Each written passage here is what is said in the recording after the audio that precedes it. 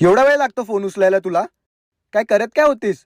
अक्कल वगैरे आहे की नाही जरा? आणि दिवसभर घरीच असते ना, एवढी कसली काम असतात ग तुम्हाला?